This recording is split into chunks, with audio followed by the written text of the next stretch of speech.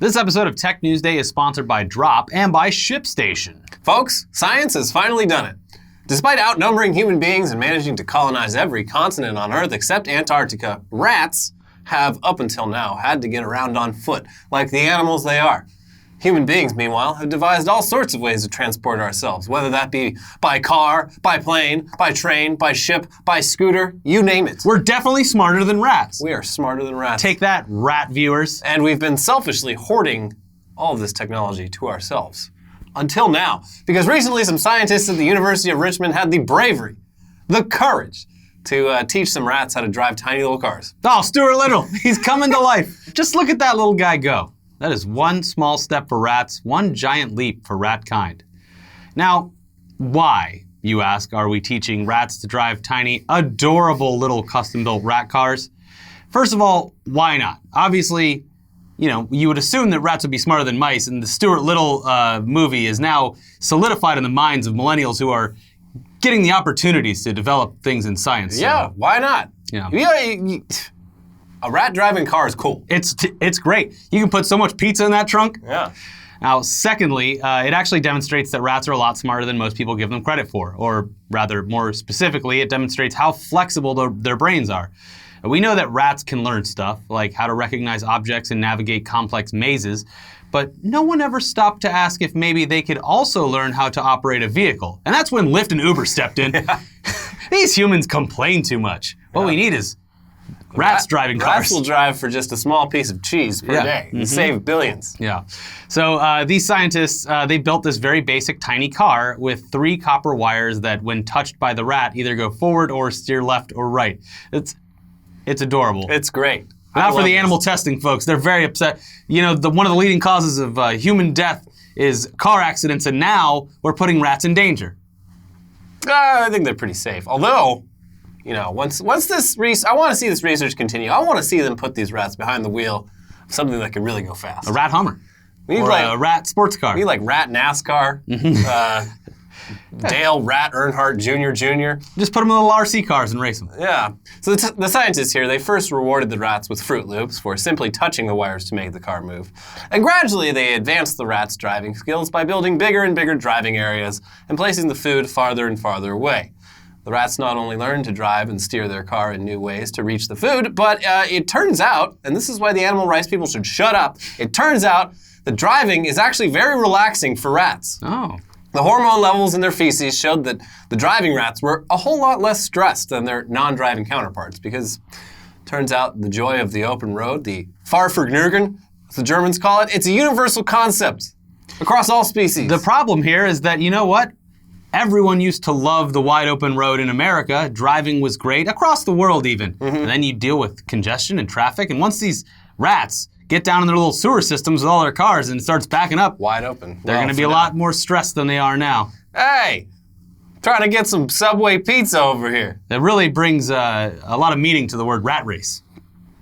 It does. Yeah. So yeah, rats who drive is now a thing that exists, and we have science to thank for it. I'm very proud of our scientists. I frankly welcome our new rat equals to the road. Yeah, it's just like on a previous Tech News Day, I pondered how delightful it would be to see one of those self-riding bicycles find a way to dock itself. It's just like, oh, whoa, look at that. That's funny. Now, when I see a rat driving a car, I will be equally, if not more, impressed by it. Yeah, they're very smart, it turns out. Good for them. Good for the rats. Like, I'd like to apologize to all rats for underestimating you all this time and frankly, for finding you disgusting. Yeah. And to be fair, we typically drive places for rewards as well, usually monetarily, but money buys food. They're evolving quick. Yeah, they're just like us. Rats, they're just like us. But in other news about unusual uses of technology, for too long, wearable electronic wristbands have been solely used for physical fitness and tracking our military. Oops. But what about spiritual fitness? Introducing the Click to Pray Rosary, the world's first smart rosary. And this is brought to you by Pope Francis himself, and therefore, by extension, brought to you by the Lord. If you're not Catholic and aren't familiar with praying with the Rosary, it's basically a series of prayers that you do in a specific order, which most people use traditional rosary beads to keep track of. The Click to Pray e-Rosary follows this same concept, with the band made from 10 prayer beads, adding up to what is known as a decade of the Rosary. So what makes this Rosary different, though, is that it features Bluetooth 5.0 and wireless charging, and it was created in collaboration with Acer. It comes with a companion app for keeping track of all those dang prayers, which is activated by doing the sign of the cross with the arm that's wearing the bracelet. I love it just for this alone. This thing's activated. Broken. Yeah. I'm not doing it right. It's not registering it. Father, Son, Holy Spirit, go. Other than that, though, it does all the normal fitness tracker stuff, like counting your steps. So that's nice, you know.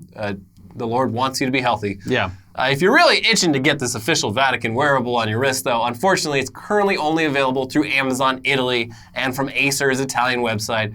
And it goes for around $110 plus whatever the shipping costs if you buy something from the EU. It never is there a price you could put on the Lord. So. Yeah. Seems like a steal. Yeah. For your $110 plus shipping for your soul. Yeah. Pretty good. Mm-hmm. But yeah, if that's still too steep for you, I don't know, analog prayer beads still work just fine. But they, to be fair, are not going to impress anyone at church next Sunday as much as this bad boy will. Also, analog prayer beads don't feature a security flaw that lets any random person see your email address, phone number, height, and weight. Because that happened. Wow. Though, to be fair, the Vatican and their crack team of priests who also work in IT, they've since fixed the glitch, which was clearly the work of Satan. Well, that's good response time. A lot of companies will just let these things slide. Their transparency about it was refreshing, because it was like literally a Vatican employee, some priest. He's like, "Thank you for bringing this to our attention. You know, we're hard at work on it." You never see real companies own up to their mistakes like this. Catholics say, you know, they haven't been so good at keeping secrets recently, so they're just getting out in front of things this time around. Yeah. We found that keeping secrets doesn't really work out for us. Eventually, people find out. The other problem and they're with very this, mad. The other problem with this is the fitness tracker. It tracks your steps, but it's always doubling it because, as we all know, Jesus walks just beside you, leaving his footprints. So you just got to divide by half. Yes, you do. That's in the fine print. Divide all step counts by half. Because Jesus is right there on your daily walk. Anyways, moving on to a less lighthearted topic. Amazon employees dying on the job. So maybe don't order those beads. I don't know about Amazon Italy, but yeah. Wow. Since November 2018, 6 people have died working in Amazon warehouses, and the latest one was 48-year-old Billy Foister, who suffered a heart attack while working in Amazon's Etna, Ohio warehouse last month. Now, obviously, when you've got a company as big as Amazon that employs over 500,000 people, odds are that some of those people are going to have heart attacks on the job. But the way this latest incident and previous incidents have been described give the strong impression that Amazon just doesn't care. Weird. Yeah. It's shocking. Mm-hmm. Yeah, Amazon warehouse employees are notoriously tracked throughout their workday to ensure that they're meeting all their quotas. With rosary beads. Now, according to Foister's brother, a few days before Foister's death, he had been reprimanded by a manager just 2 minutes after placing an item in the wrong box. So they know what you're doing. Mm-hmm. Yet, when he collapsed from his heart attack, he was on the ground for 20 minutes before anyone even noticed. Taking another nap, eh, Foister?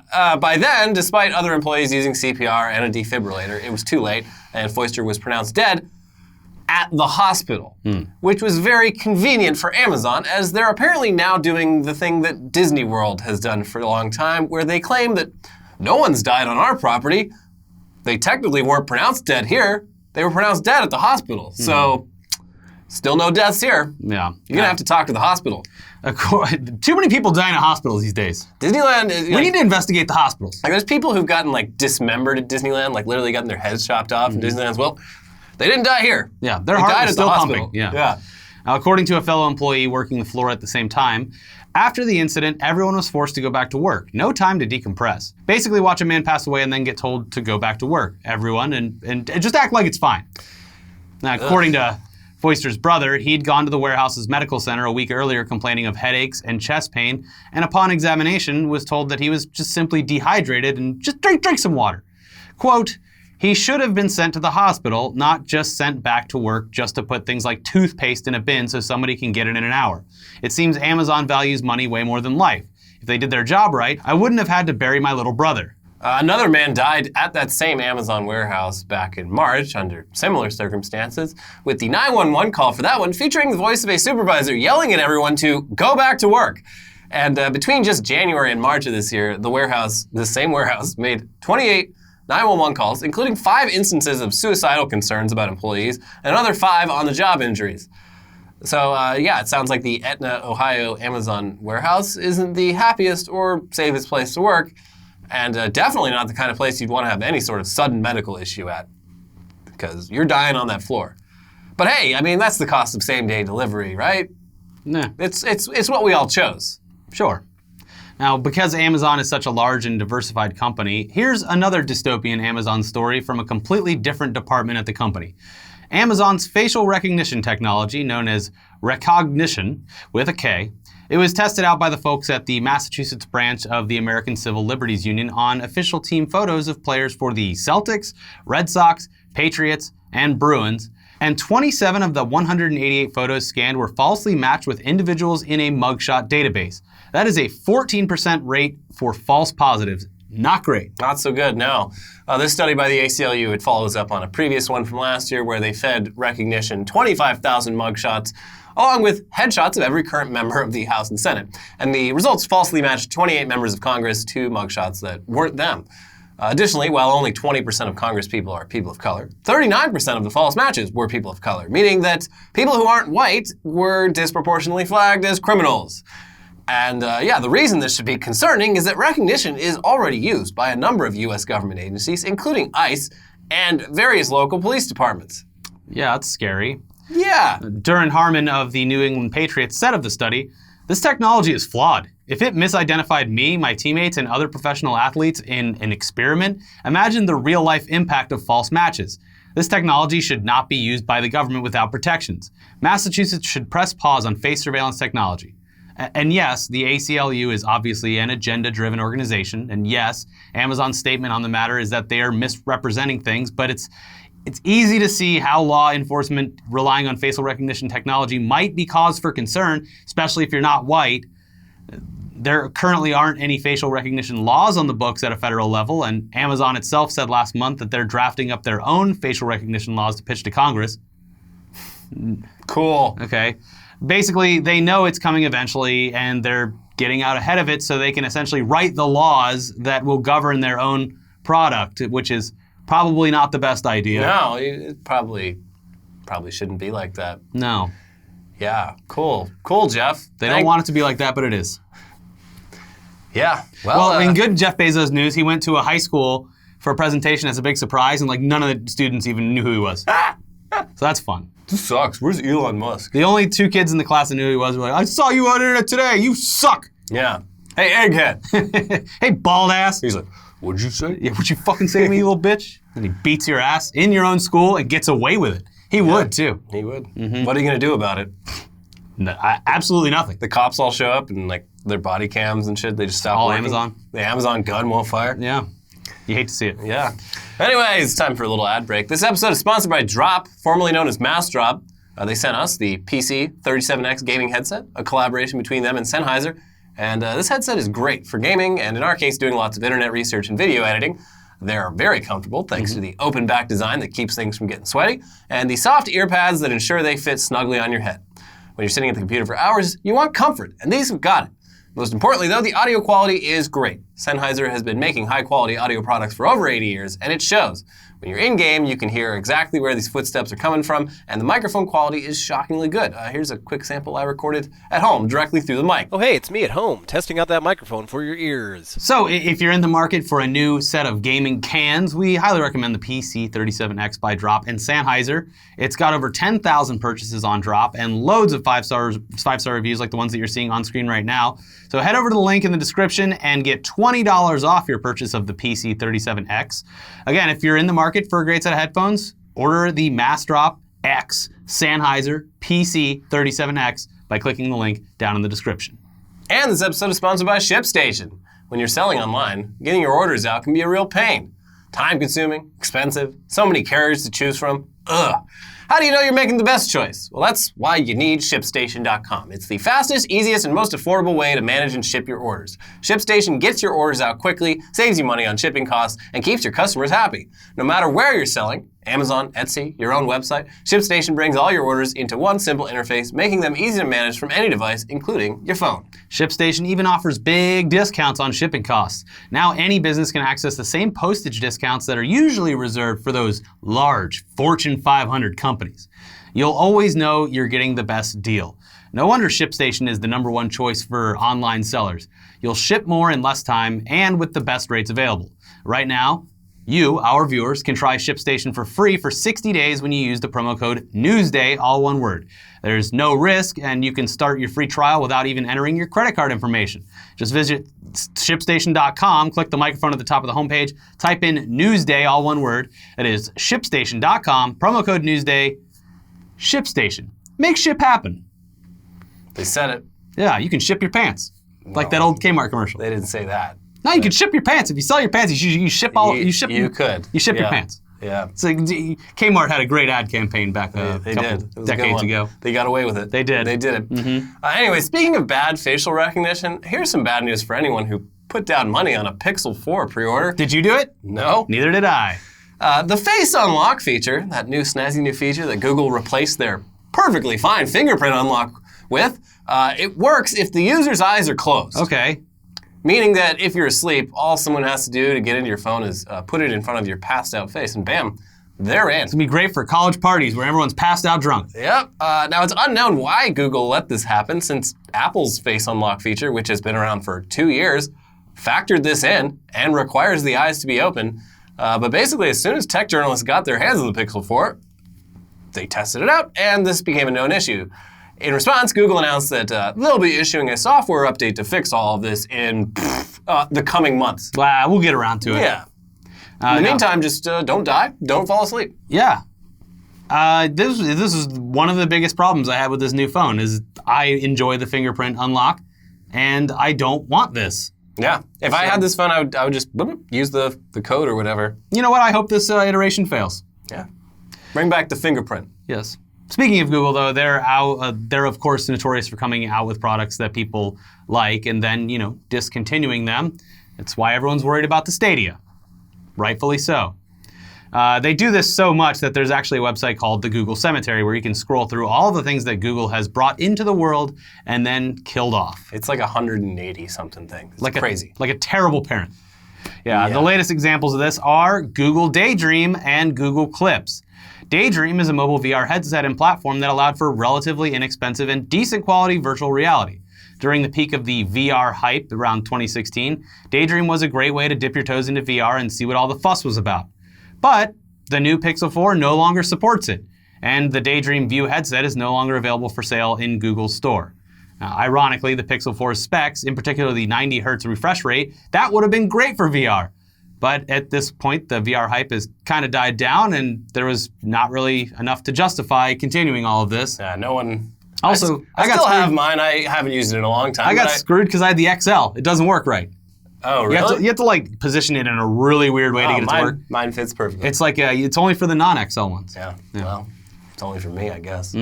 Google Clips, meanwhile, was even more short-lived and even less appealing to the average consumer. I never even heard of it, I don't think. Oh, no, I did. Yeah, I remember this they announced it at the Pixel 2 event? Yeah. It might even be the Pixel 3 event. I completely forgot about this. That's how... Everyone did. I've never even seen one in real life. Yeah, nope, me neither. Yeah. Until presented with evidence otherwise, I don't believe anyone actually bought this. No. Released in February 2018, Clips was basically a body cam for non-police. It was a little camera that clipped onto your short or just wherever you wanted it to be, and it would automatically capture video clips at moments that its machine learning algorithm determined to be interesting or relevant. Sign me up. Yeah. It had no viewfinder, the video quality wasn't very good, and it didn't record sound at all. Also, it cost $250. Are you sold yet? Yeah, it very much seems like this was just one of those products that Google released knowing full well that they would discontinue it a year later, but in the meantime, hopefully enough suckers would pay $250 to basically be beta testers for Google's AI department to justify its existence. It's a really, well, the whole thing was, it wasn't about, maybe it was used for video, but it was about capturing a moment that you wouldn't have captured if you just had your phone out or whatever. Yeah, and those natural happening moments. They marketed it very much like if Families. you have little kids, Yeah. you want to capture their childhood, but your hands are full of like poop and shit. Yeah. You know, the clips will do it. Yes. But yeah, it's just such a weird product. Yeah. But hey, Google, they surely wouldn't do that same release it and then discontinue it after a year or two thing for Stadia, would they? No, Stadia is here for the long haul. They guarantee it. Actually, they have never guaranteed that. I'm talking out of my ass. Yeah, well. In fact, even though it's officially launching on November 19th, it'll be a bit longer until Stadia is even working as intended, or at least the Stadia Controller is working as intended. Now, when it was first unveiled, the Stadia Controller was touted for its ability to wirelessly and seamlessly switch from gaming on your TV to your laptop to your phone because it works over Wi-Fi and not Bluetooth, and therefore must simply be connected to Google servers to work. But it turns out, at least at launch, the controller will only work wirelessly if you're playing through a Chromecast Ultra. Otherwise, you're going to need a USB cable. So there you go. Great. Now, to be fair, the only people who will be playing on Stadia at launch, Stadia, whatever, are people who, like me, ordered the Founders Pack. Soccer. And it comes with a Chromecast Ultra, which I would enjoy the Chromecast Ultra, and it's more than half the price of the Founders Pack. Cool. All right. Whatever you got to tell yourself. I'm diving on this grenade. I'm going to see if it works. Okay? You're a beta tester. I've got the fast internet. Beta! I've got the 4K. Beta! I need the Ultra. Yeah, okay. And I get the cool colored remote that works with the Chromecast Ultra. Listen, I'm going to give my actual review of this thing. And I'll probably, like I said, I'm going to give it to my brother who doesn't have a console. Okay. Anyways. Yes, this will hopefully be fixed by the time the full launch happens. That's a few months from now, but it's not a great sign. I already anticipate that there's going to be tons of problems with this thing. I just don't trust technology enough to believe that this is something that will work. I'd love to be proven wrong. The real test case here is that 3 or 4 days after this comes out, I fly home to Florida for Thanksgiving.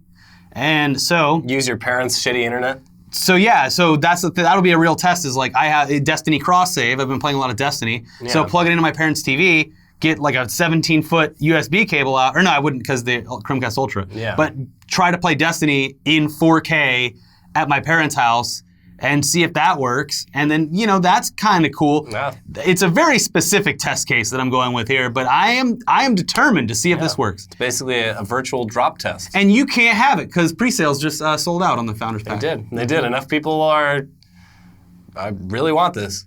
Well, they only made like 15, so. Okay.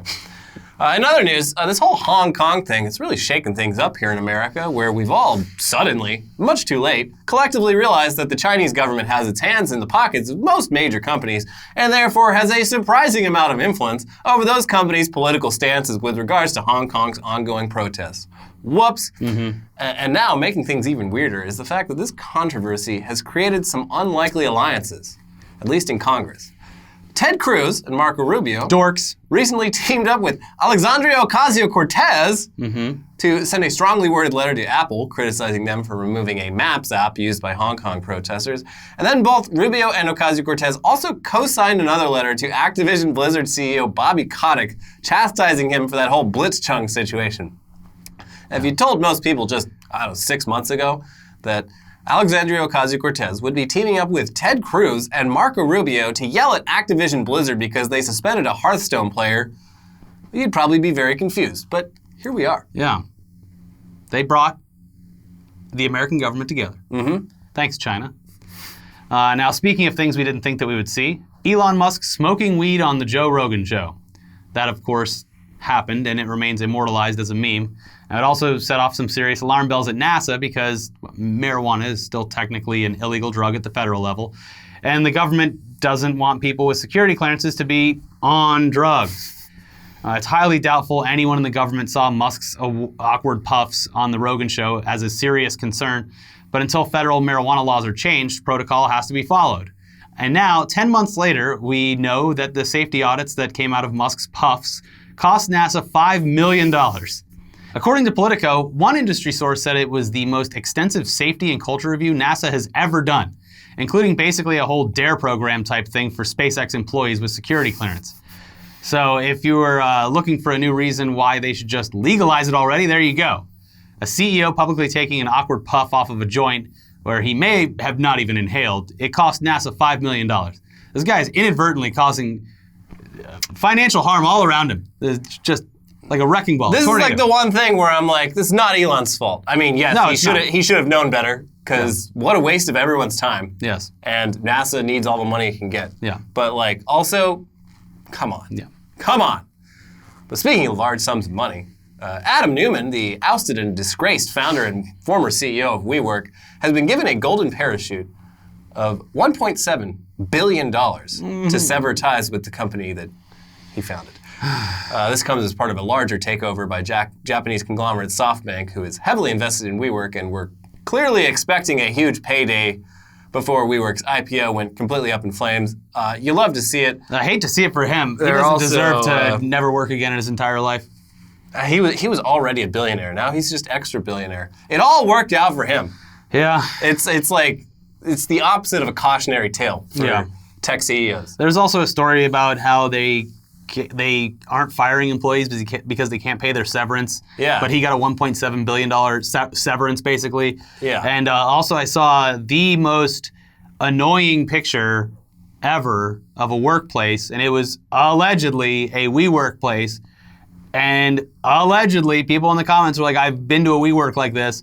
It was a picture, and there's people working and like on their laptops, and there's like meeting rooms and stuff. But right next to that, there's a DJ playing and a fucking half pipe. Oh, it might have been WeWork, because I know, like, at least... Could you imagine working and there's someone fucking riding a half pipe and another person DJing? I don't know if they always did, but like early on when they first started getting big, there was like multiple times a week, like at the stroke of 5 p.m., the entire floor would turn into a party. Like, doesn't matter what your business is doing, like, It's party time. We're a fucking family here. We work Stop hard, working. we play hard. Everyone get out here and do some shots of tequila. And do a fucking board slide right now. Yeah, it's, God, real bad. It also came out that, like, Adam Neumann, like, he was fully intending on, like, maintaining, like, a family dynasty in the company. Because there's a type of stock you can only get as, like, basically an executive founder type person where you're able to transfer the stock to whoever you want. So he had this whole plan in place where, like, no matter what happened, he was going to set up these controlling shares of WeWork stock to be passed down through the generations of his family. He said at one of the big corporate events, he's like, 100 years from now, my great-granddaughter is going to walk in here and she's going to see, my legacy at work. Well, as much shit as you want to talk about the guy, I'm sure he's not a great person, but also he's got billions of dollars, and he does. He's going to be fine. Yeah, and his granddaughter will be fine, and his granddaughter's granddaughter will be fine. I mean, yeah, WeWork or not, this family is set. Yeah, all they had to do was talk about renting out office space as if it was going to the moon or some shit. Yeah, great job, everyone. Great job. Anyways, that's the end of Tech News Day. We'll see you very soon for some more episodes. But be sure to check out the recent episode of Weekly Weird News, and also check out the recent episode of News Dump. We did a stream with Jackbox Party Pack yesterday. Yeah. Instead of the Patreon, we had some members and some patrons join up. It's unlisted, but we'll put the link in the description or something so you can watch that if you really want to. Yeah, enjoy that, and we'll see you soon. Bye-bye.